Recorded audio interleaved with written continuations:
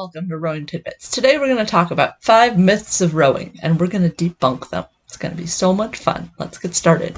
Everyone thinks rowing is all in the upper body, but in reality, it's really your legs. See my novice crew here?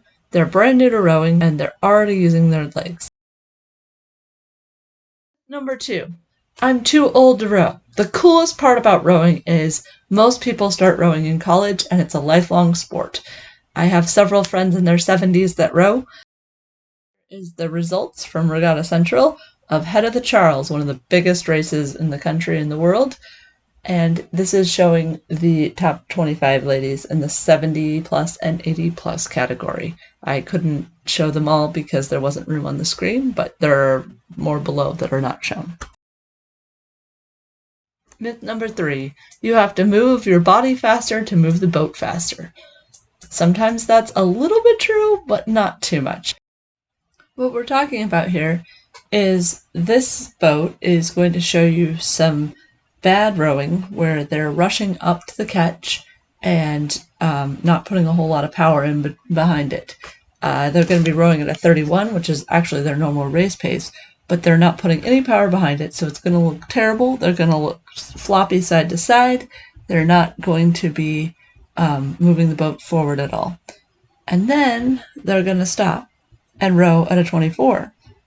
And you'll see that the boat is moving significantly faster, significantly smoother, significantly better, all because they're controlling their rate up the slide.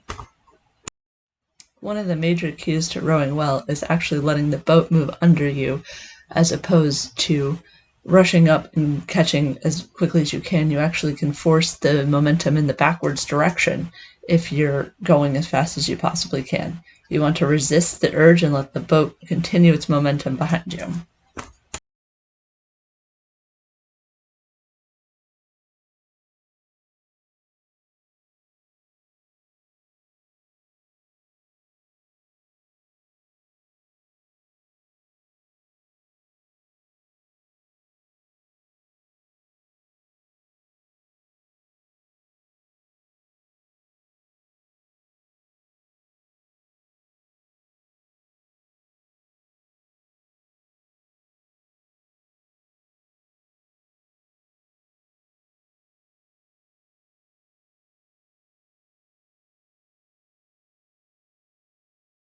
Myth number 4 is a general problem. It's not just rowing specific, but a lot of people think an oar and a paddle are the same. They are not, in fact, the same thing. Their dimensions are significantly different and their usage pattern is significantly different.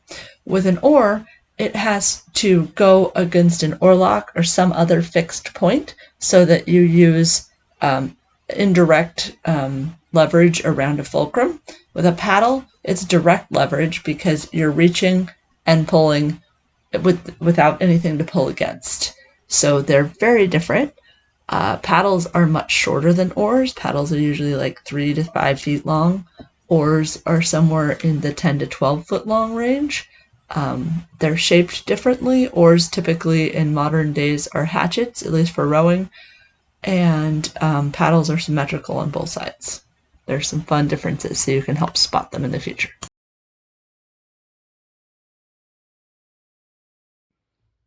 Myth number 5. People think that putting their lever on 10 on their erg means that they're getting the best possible workout. Chances are you're just hurting yourself. The force of the water is somewhere around 2 to 3, depending on what your drag factors are on your monitor.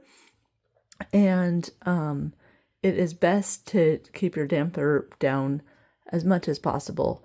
My college coach always made us do 1, as well as my master's team, I always make them do 1 to prevent lower back injuries, or reduce them at least. If you want to get a stronger workout for weights or something, there are other machines that are much better at doing seated rows and that sort of thing. This is meant for cardio, not for weightlifting, so keep that in mind. If you find our videos helpful, please subscribe so that we can continue making more. And I am showing you a really cool tool on the screen right now. This is a spacer removal tool, top nut wrench, and rigger wrench all in one. We have this and many other items for sale on our Etsy shop, which supports this channel. We never ask for payment for the videos, but this helps support us. So please check us out in the link below, rowingtidbits.etsy.com.